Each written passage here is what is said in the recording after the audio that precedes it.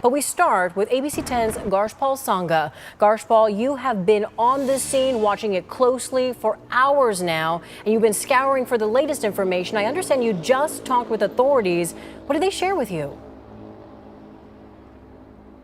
Yeah, Laura, this is still a very much active scene here, and that helicopter is still here on scene. Now, there's a lot less first responders than they were just a few hours ago. You can see the cars that are coming towards us.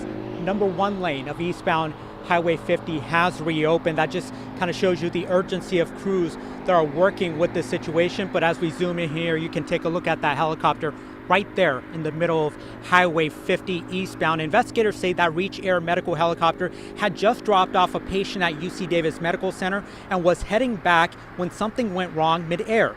It came down right here on Highway 50 in the middle of rush hour and an active construction zone. Fire crews tell us they started receiving calls from drivers around 7:10 this evening of a helicopter crash on Highway 50 near the UC Davis Medical Center and the impact trapping one of the 3 crew members inside, and drivers rushed to help all 3 victims and were rushed to nearby hospitals within 20 minutes of the first engine arriving. But tonight, all 3 remain in critical condition. Crews also had to work fast to make sure the crash didn't spark a much larger disaster. With jet fuel on board, the fire risk was extremely high. What people do not really think of is there's not a lot of fire hydrants along the freeways.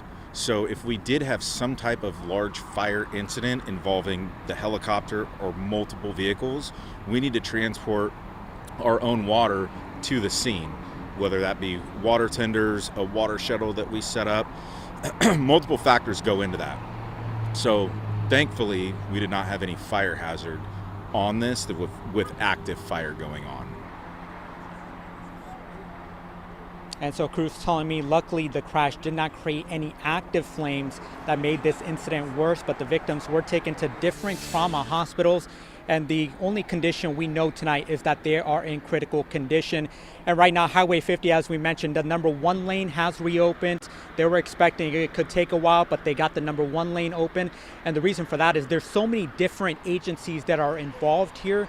So they're having to kind of make sure everyone is communicating and make sure everyone's on the same page, because the NTSB and the FAA is going to be taking over this incident, try to find out exactly why a helicopter crashed on Highway 50.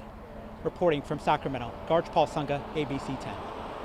Now, Garshpal, we know investigators will be on scene throughout the night as they continue their investigation, but really glad to see just within a matter of hours that traffic is slowly starting to move again on this busy Highway 50 after this horrible crash right in the middle of the freeway there with a helicopter crash. Garshpal, thank you for that vital update there.